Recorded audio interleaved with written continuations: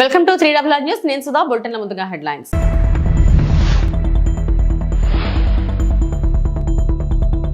Inter ప్రభుత్వ merit విద్యార్థులకు మంత్రి లోకేష్ అభినందనలు.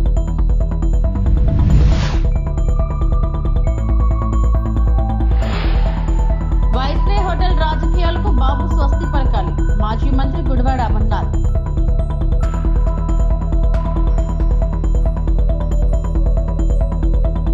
తిరుమల తిరుపతి దేవస్థానంపై అనుచిత వ్యాఖ్యలు చేసిన కరుణాకర్ రెడ్డిపై చర్యలు తీసుకోవాలంటూ బీజేపీ డిమాండ్. అమరావతి సచివాలయంలో ముఖ్యమంత్రి చంద్రబాబు నాయుడు ఆధ్వర్యంలో 16వ ఆర్థిక సంఘం ప్రతినిధులతో జరిగిన సమావేశంలో పాల్గొనడం జరిగింది.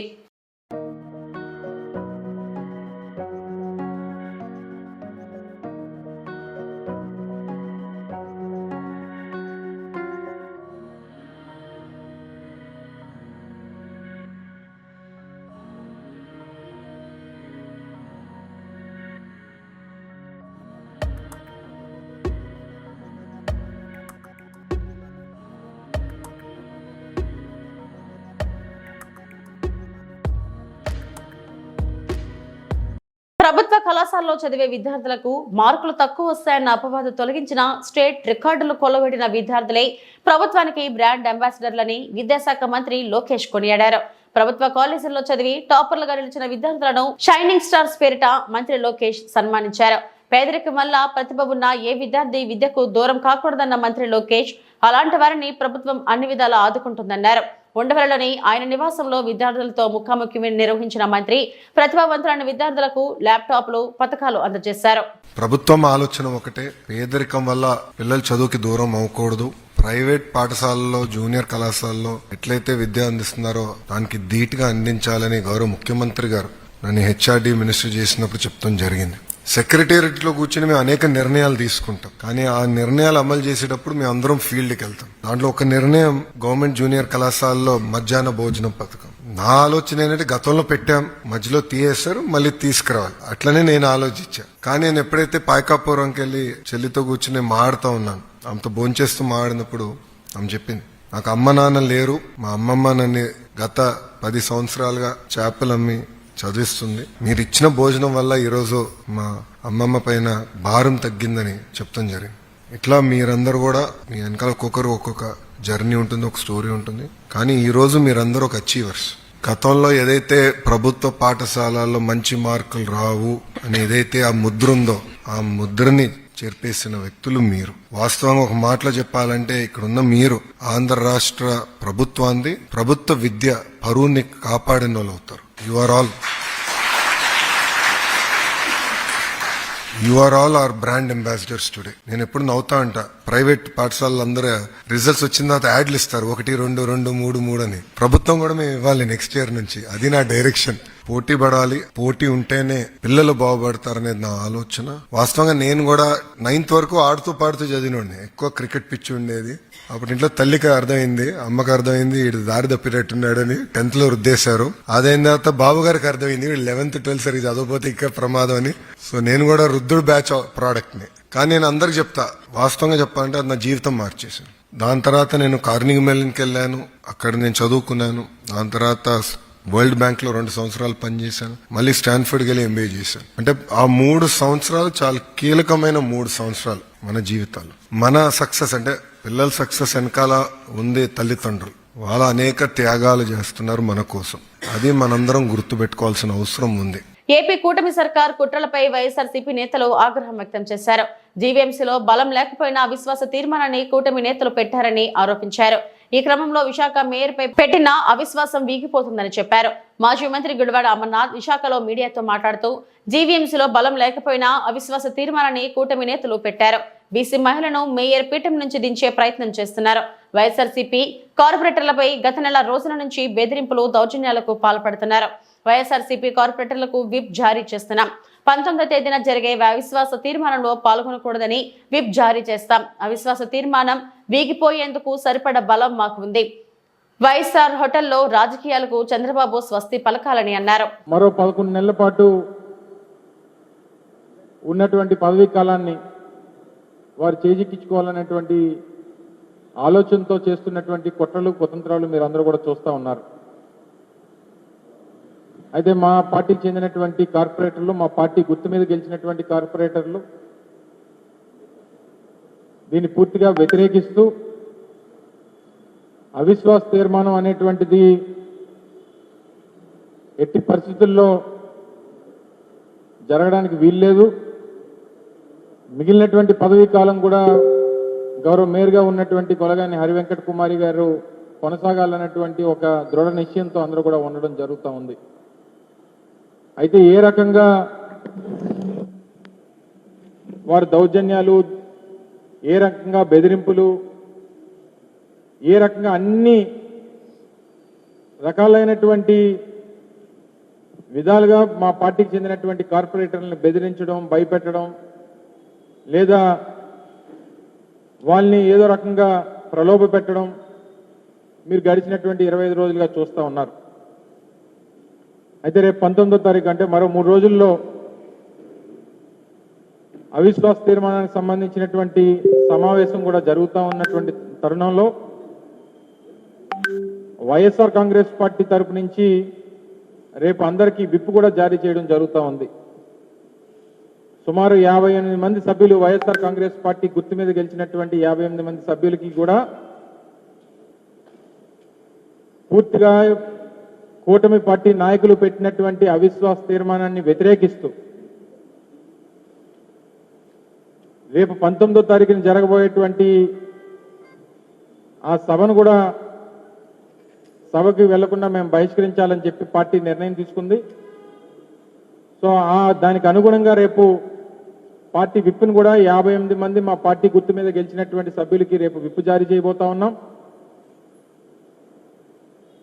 ఆ విప్ని ధిక్కరించి ఎవరైతే వారు సభకి హాజరవుతారో వారందరి మీద కూడా చట్ట ప్రకారం ఏదైతే యాక్ట్ చెప్తా ఉందో దాని ప్రకారం విప్ని ధిక్కరించినటువంటి సభ్యుల్ని మీద క్రమశిక్షణా చర్యలు కూడా తీసుకోవడం జరుగుతుందనేటువంటి విషయాన్ని ఈ సందర్భంగా తెలియజేస్తా ఉన్నాం.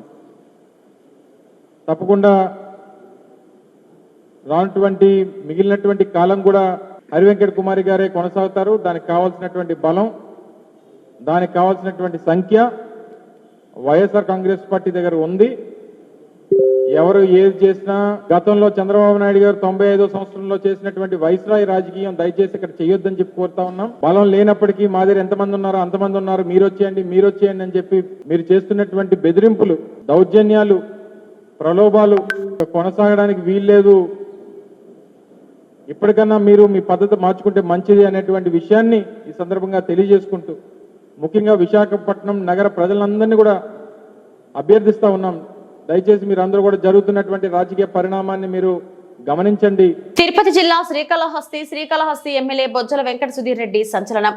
నియోజకవర్గంలోని తొట్టంపేడు మండలం సబ్ రిజిస్టర్ కార్యాలయం నందు జనార్దన్ రెడ్డి రైతు తనకున్న పొలం మార్టిగేజ్ చేసి రద్దు కొరకు 3600 రూపాయలు సబ్ రిజిస్టర్ కార్యాలయంలోని గుమస్తాకు లంచమిచ్చి సుమారు 20 రోజులు కావస్తున్న మార్టిగేజ్ రద్దు చేయకపోగా మరింత లంచం కావాలని డిమాండ్ చేయడంతో నేరుగా ఎమ్మెల్యే బొజ్జల వెంకట సుధీర్ రెడ్డికి ఫోన్ చేసిన బాధితుడు ఫోన్ చేసిన 15 నిమిషాల వ్యవధిలోనే కార్యాలయం చేరుకుని సబ్ రిజిస్టర్ సుధాకర్ ను నిలదీసి రెవెన్యూ శాఖ మంత్రి అనగాని సత్యప్రసాద్, జిల్లా కలెక్టర్ వెంకటేశ్వర్ కు అప్పటికప్పుడే చరవాణిలో ఫిర్యాదు చేసిన ఎమ్మెల్యే బొజ్జల వెంకట సుధీర్ రెడ్డి తమ ప్రభుత్వ పాలనలో అవినీతి అక్రమాలకు లంచగొండికి స్థానం లేదంటూ ఎమ్మెల్యే స్పష్టం. శ్రీకాళహస్తి పట్టణంలో సంచలనంగా మారిన ఎమ్మెల్యే సబ్ రిజిస్టర్ కార్యాలయ ఆకస్మిక తనిఖీ. ఎమ్మెల్యేకి కన్నీటితో కృతజ్ఞతలు తెలిపిన బాధిత రైతు.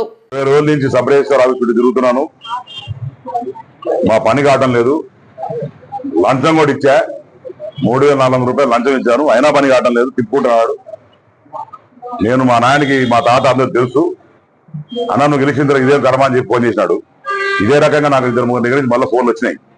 సబ్ రిజిస్టర్ ఆఫీస్ లో ఎమ్మెల్యేకి పర్సంటేజ్ ఇవ్వాలని, లేకుంటే ఇంకోటి డబ్బులు ఇవ్వాలని చెప్పి, పైన మంత్రికి డబ్బులు ఇవ్వాలని చెప్పి ఇవన్నీ డబ్బులు దొబ్బే వ్యవహారాలట. తప్పకుండా ఈ సబ్ రిజిస్టార్ మీద చర్యలు తీసుకుంటాం. అండ్ ఆల్సో ఎవరైతే ఏజెంట్స్ ఉన్నారో వాళ్ళు 100% సస్పెండ్ చేస్తాం. ఎవరిని కూడా స్పేర్ చేసేది లేదు. మేము ప్రజలను కూడా కోరేది ఒకటే, ఇన్ కేస్ ఎక్కడన్నా సరే సబ్ రిజిస్టర్ ఆఫీసర్ కానీ ఎంఆర్ఓ ఆఫీసర్ కానీ ఎక్కడ పోలీస్ స్టేషన్ కానీ డబ్బులు అడిగి పబ్లిక్ ఇబ్బంది పెడితే డైరెక్ట్ గా ఎమ్మెల్యే ఫోన్ చేయండి, నేనే స్టేషన్కి వస్తా, నేనే సబ్ రిజిస్టర్ ఆఫీస్కి వస్తా. ఎక్కడన్నా ఇబ్బంది ఉంటే ఇది పాత జగన్మోహన్ రెడ్డి ప్రభుత్వం కాదు, లంచగొండ ప్రభుత్వం కాదు, ఇది చంద్రబాబు నాయుడు ప్రభుత్వం. ఇది లోకేష్ అన్న గారి ప్రభుత్వం. తప్పకుండా ఇవన్నీ కూడా ఆనెస్టీకి మారిపోయారు చంద్రబాబు నాయుడు గారు. ఇవన్నీ కూడా మేము వైట్ కాలర్ జాబ్ చేసినట్టు నీట్గా పని చేసుకుంటా పోతుంటే వీళ్ళు డబ్బులు లంచాలు దొబ్బే పనిలో ఉంటే వాళ్ళ వల్ల మాకు చెడ్డ పేరు వస్తాం. ఎక్కడ మేము ఎవరి దగ్గర 1 రూపాయి ఆశించకుండా చేసి ఆదకుండా మా కష్టాల్లో ఉన్నా మా అప్పుల్లో ఉన్నా సరే ఎవరి దగ్గర ఆశించకుండా కష్టపడి పనిచేస్తుంటే ఇలాంటి ఎదవల వల్ల మాకు చెడ్డ పేరు వస్తారు. తప్పకుండా మేము ఈరోజు ప్రభుత్వం తరఫున లెటర్ పెడతా ఉండా ఏదైనా సస్పెండ్ చేయమని చెప్పి. ఇక సుబ్బు అని చెప్పి ఇంకోటి ఉన్నారంట ఏజెంట్, అతను కూడా ఏం లోపలేమన్నాడికి ఏజెంట్ కి అది కూడా ఇప్పుడే ఎంక్వైరీ. డెఫినెట్ గా ఇతని మీద చర్యలు ఉంటాయి. ఇంకటి నుంచి నేను యాజ్ ఎమ్మెల్యే చెప్తా ఉన్నాను, అంతమంది నన్ను ఎన్నుకున్నారు. ఎక్కడైనా సరే లంచగొండి కార్యక్రమం కానీ కామన్ పబ్లిక్ ఇబ్బంది పడితే డెఫినెట్ గా మీకు టోల్ ఫ్రీ నెంబర్స్ ఇచ్చున్నాం, లేదా నాకు డైరెక్ట్ గా ఫోన్ చేయండి. We will take action against whom so ever, ఎవరన్నా కావచ్చు, ఎంత పెద్ద కావచ్చు, డెఫినెట్ గా అతని మీద యాక్షన్ ఉంటుంది. ఇది తెలియజేసుకుంటూ ఇది కాలాస్త్రం జరిగింది. నేను డైరెక్ట్ గా వచ్చిన ఇదే రకంగా అందరు ఎమ్మెల్యేస్ కొడతా ఉండా. ఎక్కడైనా సరే సబ్ రిజిస్టార్లు కానీ ఎక్కడ ఇబ్బంది పడేటంటే డైరెక్ట్ గా ఎమ్మెల్యేలు పోవాలా, వాళ్ళ మీద చర్యలు తీసుకోవాలా, వాళ్ళ మీద యాక్షన్ తీసుకోవాలని చెప్పి నేను అందరినీ కోరుకుంటూ టీటీడీ ఆధ్వర్యంలో నిర్వహించబడుతున్న శ్రీ వెంకటేశ్వర గోమందిరంలో గోమాతలను అక్కడి వైద్యులు గో సంరక్షణలు కాపాడుతున్నారు. గోవులకు ఏ చిన్న సమస్య వచ్చినా వాటి ఆరోగ్యాన్ని రోజుకు 14 షిఫ్టుల్లో వైద్యులు పర్యవేక్షిస్తున్నారు. వైద్యుల సూచనల మేరకు గోశాలలో పారిశుద్ధ నిర్వహణ, గోవులకు నాణ్యమైన మేత, దానా, నీళ్లు అందిస్తున్నారు.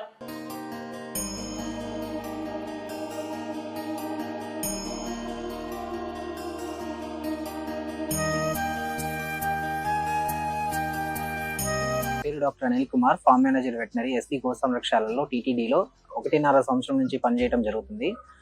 నేను ఉదయాన్నే 7 గంటల నుంచి డ్యూటీకి విధుల్లోకి రావడం జరుగుతుంది. ఉదయాన్నే 7 గంటలకు డ్యూటీలోకి రాగానే వర్క్ అలాట్మెంట్ అనేది చేయడం జరుగుతుంది.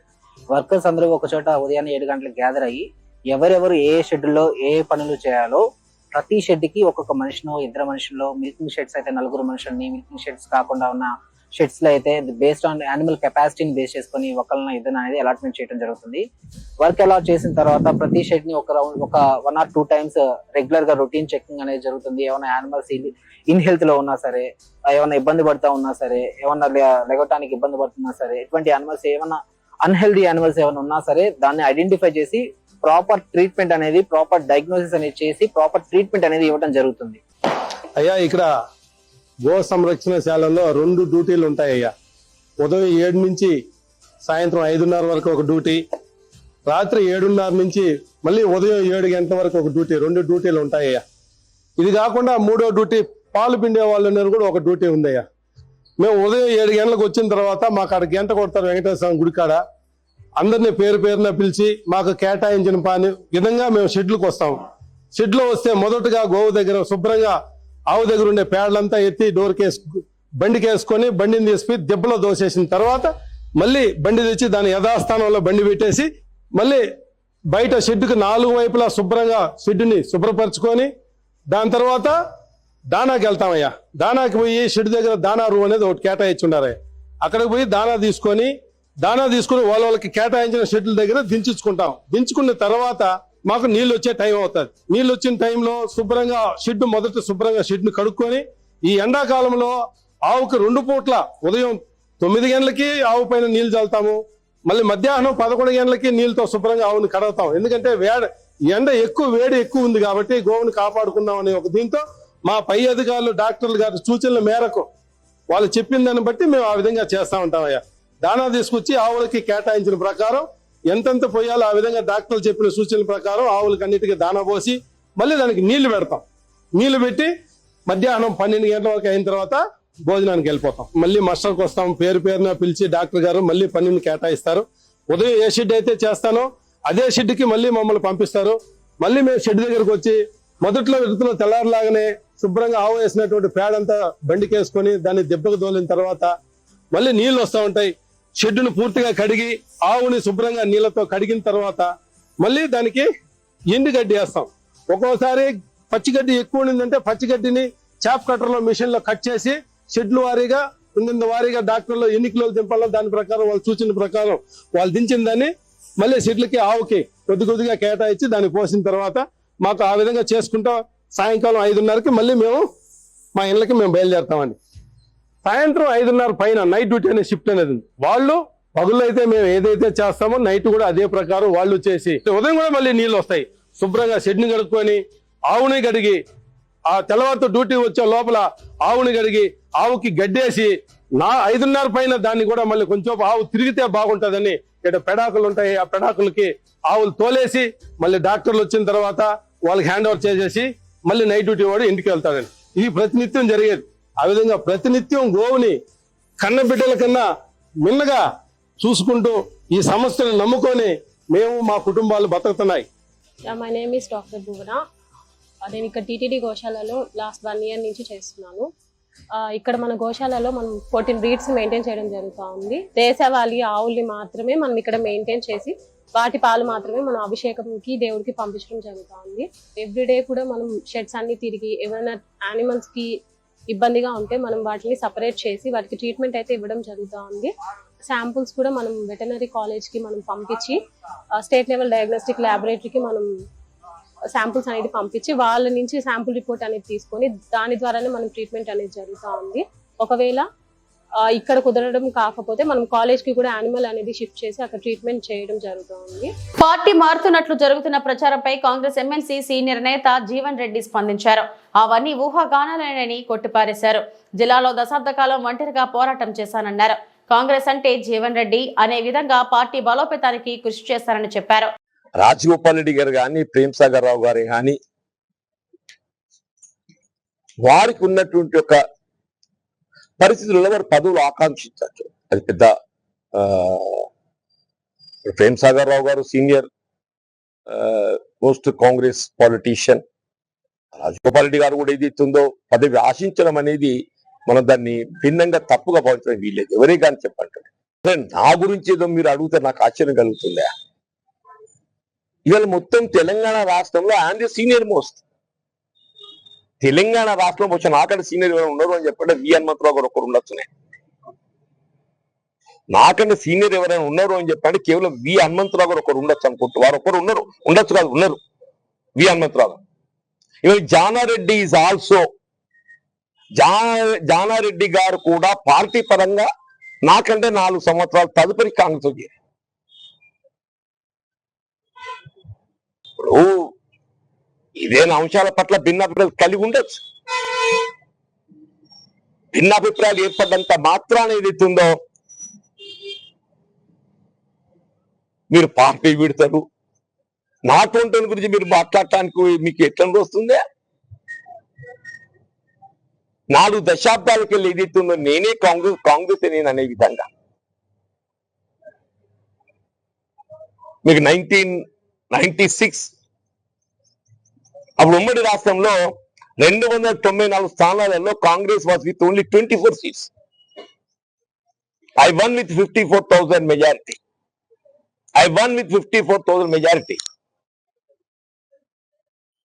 99 ప్రతిపక్షం. 2004లో కేసీఆర్ గారిపై 6, 8లో 2 సార్లు నేను పోటీ చేశాను. పార్టీ ఆలోచన విధానానికి అనుగుణంగా అంటూ నేను కేసీఆర్ గారిపై పోటీ చేసింది. 2014లో 3 ఉత్తర తెలంగాణ జిల్లాల్లో నేను ఒక్కనే ఏకైక ప్రతినిధిని. 3 ఉత్తర తెలంగాణ జిల్లాలలో నేను ఒక్కనే ఏకైక ప్రతినిధిని. ఆదిలాబాద్, నిజామాబాద్, కరీంనగర్. 2019లో మొత్తం 42 శాసనసభ నియోజకవర్గాలకు ప్రాతినిధ్యం వహించబడే విధంగా నేను పేర్కొన్న 3 ఉత్తర తెలంగాణ జిల్లాలలో కేవలం శ్రీధర్ బాబు గారు ఒక్కరే శాసనసభ్యుడు. వారికి తోడు ఏదైతుందో నేను 42 శాతం నియోజకవర్గాల ప్రాతినిధ్యం వహించబడే విధంగా పట్టభద్రులకు అవకాశం కల్పిస్తే దశాబ్ద కాలం అని చెప్పంటున్నాను నేను.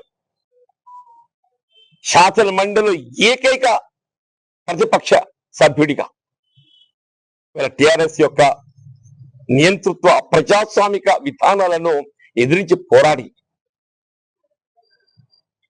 మీరు ఎట్లా దాన్ని ఊహిస్తుందా? భిన్నాభిప్రాయాలు ఏర్పడవచ్చు అంటుంది నేను. భిన్నాభిప్రాయాలు ఏర్పడడం సహజం. మాట్లాడిన బహిరంగ నేను ఎవరి వ్యతిరేకంగా మాట్లాడు నేను ఎప్పుడు స్పష్టతతోనే ఉన్నా అసంతృప్తితో ఉన్నా అని చెప్పాను. నాకు అసంతృప్తి లేదని చెప్పాను కదా.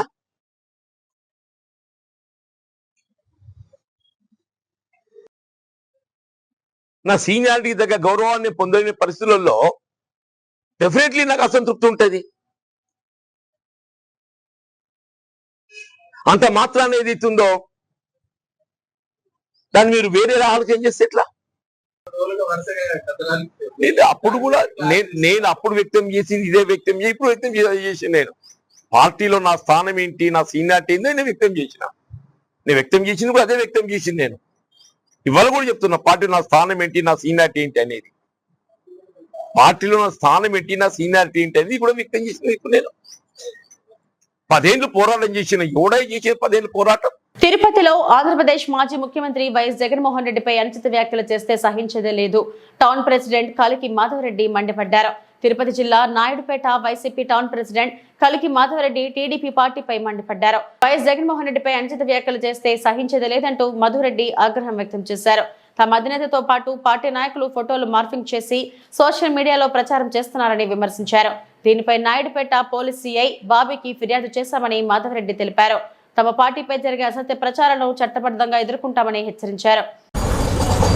నాయుడుపేట పోలీస్ స్టేషన్లో మా అధినేత అయిన వైఎస్ జగన్మోహన్ రెడ్డి గారి గురించి, అదేవిధంగా విడుదల రజనీ గురించి, అదేవిధంగా ఆర్కే రోజా గారి గురించి ఇవన్నీ కూడా అనుచిత వ్యాఖ్యలతో కూడా మార్ఫింగ్ చేసి ఫోటోలన్నీ కూడా రకరకాలుగా కూడా ఐటీడీపీ వాళ్ళ ద్వారా కూడా ఈరోజు అన్ని విధంగా వస్తుందనేసి మాకు ఒక అనుమానంతో ఈరోజు మనం అందరం కలిసికట్టుగా కూడా మా వాళ్ళు ఈరోజు జగన్మోహన్ రెడ్డి గారి ఆదేశాల మేరకు ఎట్టి పరిస్థితుల్లో కూడా ఎక్కడా కూడా రెచ్చిపోకుండా ఎక్కడా కూడా చట్టానికి గౌరవిస్తూ ప్రతి దాంట్లో కూడా మేము అనేక సందర్భాల్లో కూడా ఇటువంటి స్టేషన్కి వచ్చి వాళ్ళ మీద తగు చర్యలు తీసుకొని తప్పకుండా కూడా న్యాయం చేస్తారని ఈరోజు మన నాయుడుపేట స్టేషన్లో ఈ యొక్క అర్జీ ఇవ్వడం జరిగింది.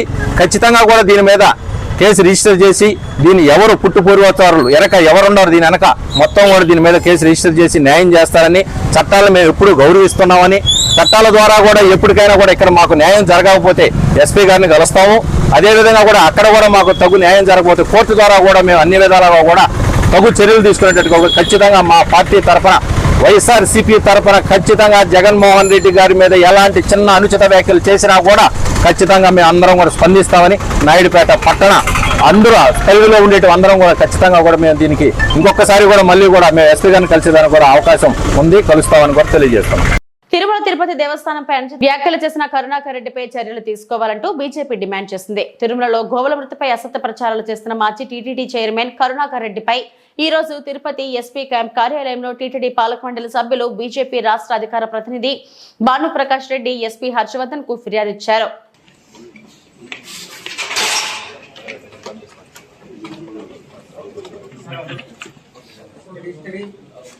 కూడా బక్క కనబడతాయేమో, మీకు వచ్చినటువంటి ఇన్ఫర్మేషన్ ఎవరు ఇచ్చారో అవన్నీ తప్పుడు ఇన్ఫర్మేషన్. ఏదైనా ఇన్ఫర్మేషన్ వస్తే మాకు కూడా ఇన్ఫర్మేషన్ వస్తుంది, దాన్ని మేము జాగ్రత్తగా పరిశీలించి దాన్ని ప్రజల ముందుకు పత్రికా ముందుకు వస్తాం. మేము గతంలో మేము కూడా మీరు ధర్మకర్తల మండలి అధ్యక్షుడు ఉన్నప్పుడు కానీ 2019 నుంచి 24 వరకు మేము కూడా అనేక సందర్భాల్లో తిరుమల తిరుపతి దేవస్థానాల్లో జరిగినటువంటి అవినీతి అక్రమాల మీద పోరాటం చేసినటువంటి వ్యక్తులు. కానీ ఆధారాలతో చేశాము, పూర్తి ఆధారాలతో చేశాము. మీ ప్రభుత్వం టీటీడీ సంయుక్తంగా తీసుకునే నిర్ణయాల మీద హైకోర్టుకు పోతే ధర్మమే గెలిచింది. నేనే వ్యక్తిగతంగా హైకోర్టుకి వెళ్తే అన్ని మీరు తీసుకునే నిర్ణయాలకు వ్యతిరేకంగా హైకోర్టు స్టే విధించడం జరిగింది. దీన్ని బట్టి మీ పరిపాలన ఏ విధంగా జరిగిందో ప్రజలందరూ అర్థం చేసుకుంటారు. ఈరోజు కరుణాకర్ రెడ్డి గారి మీద కేసు నమోదు చేయాలని చెప్పి ధర్మకర్తల మండలి సభ్యుడిగా ఈరోజు తిరుపతి ఎస్పీ గారిని మా భారతీయ జనతా పార్టీ బృందంతో లీగల్ టీంతో మేము కలవడం జరిగింది. భక్తుల మనోభావాలను దెబ్బతీసే విధంగా వారు వ్యవహరించారు. ఏలూరు జిల్లా పోలవరం ప్రాజెక్ట్ బహుళార్థక సాధక ప్రాజెక్ట్ పరిధిలో నిర్మాణాలకు వినియోగించే మట్టి నాణ్యతను పరిశీలించేందుకు కేంద్ర నిపుణుల బృందం మంగళవారం పరీక్షించింది. Central material and soil research centre నిపుణులు బి సిద్ధార్థ్ హెడావో, విపుల్ కుమార్ గుప్తా పోలవరం ప్రాజెక్ట్ స్పిల్ వేతో పాటు పలు ప్రాంతాల్లో నిల్వ ఉంచిన మట్టి నమూనాలు సేకరించి పరీక్షించారు. బుధవారం కూడా ఈ పరీక్షలు జరుగుతాయి. నిపుణులు అందజేసే మట్టి నాణ్యత పరీక్షల నివేదిక ఆధారంగా నిర్మాణాల్లో మట్టిని అవసరమైన ప్రాంతాల్లో వినియోగిస్తామని అధికారులు తెలిపారు. నిపుణుల బృందం వెంట జలవనరుల శాఖ, నిర్మాణ సంస్థ, మేఘా ఇంజనీరింగ్ ప్రతినిధులు ఉన్నారు.